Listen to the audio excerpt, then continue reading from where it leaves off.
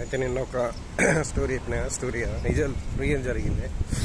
అయితే అభిజిత్ అండ్ అఖిల్ మంచిగా ఏమైంది, ఓకే స్టార్టింగ్ నుంచి చెప్తా. అయితే నార్మల్గా నేను ఈ మల్టీమీడియా నేర్చుకుందామని పోయినా. మల్టీమీడియా నేర్చుకుని పోతే అక్కడ నార్మల్గా 2 ఉన్నాయి అన్నట్టు. మల్టీమీడియాలో అయితే 2 ఉన్నాయి అన్నట్టు. ఏంటి ఫిలిం మేకింగ్ ఒకటి, మల్టీమీడియా వేస్తే నీకు జాబ్ ఇప్పిరు అన్నట్టు. అదే ఫిలిం మేకింగ్ చేస్తే జాబ్ ఇప్పిస్తాను. మనకి ఎట్లా అల్టిమేట్గా జాబ్ కోసమే చేసేది, ఎవడు చేసేది కూడా జాబ్ కోసమే, ఏ కోర్సులు చేసినా కూడా. అయితే జాబ్ కావాలని నేను కదా ఫిలిం మేకింగ్ తీసుకున్న ఏమైంది, monthly correct time to time payments ఇచ్చినాం.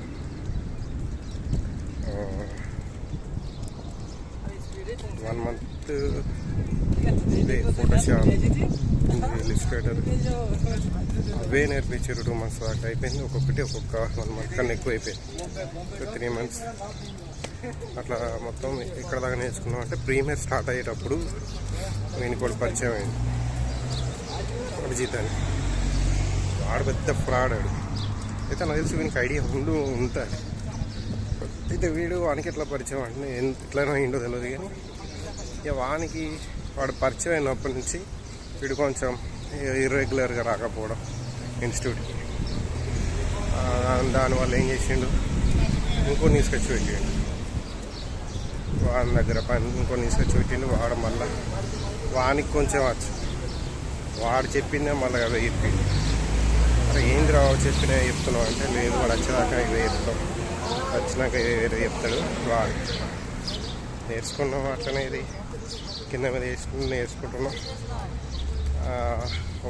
వాడు సన్నాసి మరి ఇద్దాం, అది ఇది ఇద్దాం అంటే వీడిని ఎట్లా హోటల్ వేసిండంటే పైసలు ఎక్కువ వస్తాయని నమ్మించాడు బాగా.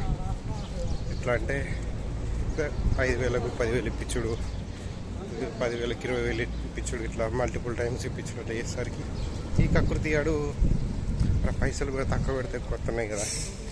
వీడేం చేసిండు, 10 లక్షలు అలాగా పెట్టి ఏదో చేద్దామని ట్రై చేసాడు. అదే సినిమా ఇద్దామని ట్రై చేసిర్రా, ఇంకోటి ఏమైనా ట్రై చేసారో తెలియదు, కానీ వీళ్ళు పట్టుకపోయి ఫ్రీగా పట్టుకపోయాడు అన్నట్టు. కాశ్మీర్ తీసుకుపోవడం, గోవా తీసుకుపోవడం, ఫ్రీగా ఫ్లైట్లో దింపేయడం. ఇక వీడియో అనుకున్నాడు, వీడు మంచిగా నిజంగా చెప్పినట్టు చెప్తాడు, ఇంకెక్కువ పెడితే మనకి ఇంకెక్కువ వస్తాయి కదా అని వీడు కక్కుతాడు.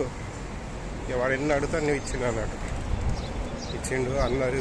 ఇక్కడ మెయిన్ ట్విస్ట్ ఏంటంటే, వీని దగ్గర వీని ఫ్రెండ్స్ ఉన్నారు కదా, వాళ్ళు కూడా వీనికి ఇచ్చారు, కానీ ఎవరికి తెలియదు అన్నట్టు. వీడు ఎంత ఇచ్చిండు అంటే ఐడియా ఉండొచ్చు, కానీ అంటే ఎవరికి తెలియదు. వీడు ఇచ్చిందని వాడు తెలియదు, వాడు ఇచ్చిందని వీడికి తెలియదు. అయితే